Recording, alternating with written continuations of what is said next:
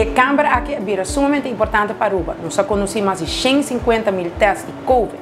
Nós estamos ano depois e mesmo com Covid, houve mais coisas desenvolver, agora que nós conhecemos variantes.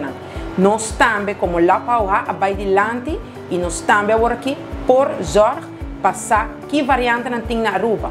Agora nós estamos com Andert, nosso arts microbiólogo na lá para colocando-nos tique mais tocante, e serviço e variante e mais. Andert, ten eerste, vertel ons, wat doen we in deze PCR-ruimte? Deze PCR-ruimte hebben we in gebruik sinds 2019. Naast COVID-PCR zijn ook heel veel andere PCR-testen. Dan kun je bijvoorbeeld denken aan Salmonella, Shigella, gonoreu, influenza en zo hebben we in totaal 5 verschillende PCR-testen. Dus daarvoor werd de ruimte eigenlijk vanaf 2019 gebruikt. Sinds maart 2020, waarbij Lab HOH als eerste op het eiland en in de regio de COVID-PCR heeft geïntroduceerd, gebruiken we deze ruimte ook voor COVID-PCR naast de reguliere PCR's. Veel mensen praten over de diverse varianten, maar heel veel mensen begrijpen niet wat het eigenlijk inhoudt. Kan je heel kort uitleggen wat het eigenlijk is?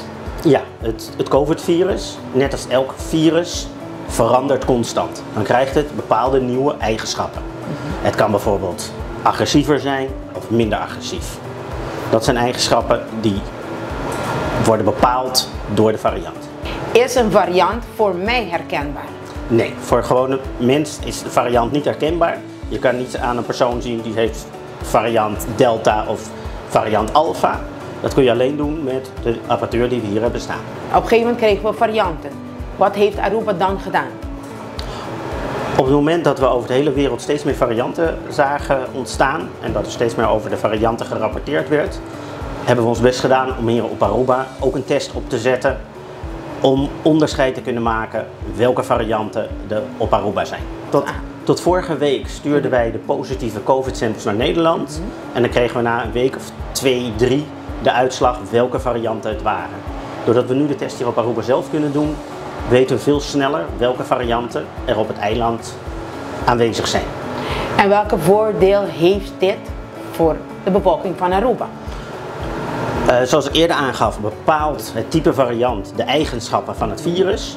En de ene variant is wat agressiever bijvoorbeeld dan de andere variant. Dus als we weten welke varianten we hebben, kunnen we daar rekening mee houden in het beleid. Hebben we een hele agressieve variant, dan moet je wat strenger zijn. Hebben we vooral de wat minder agressieve variant op een moment, dan kun je weer wat soepeler zijn. Als Lab HOH waren we de eerste voor het betreft PCR-testen. Wat kan je ons nu vertellen over het betreft testen van de variant?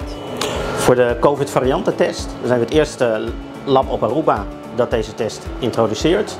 En ook de eerste in de regio van de Caribisch-Nederlandse eilanden.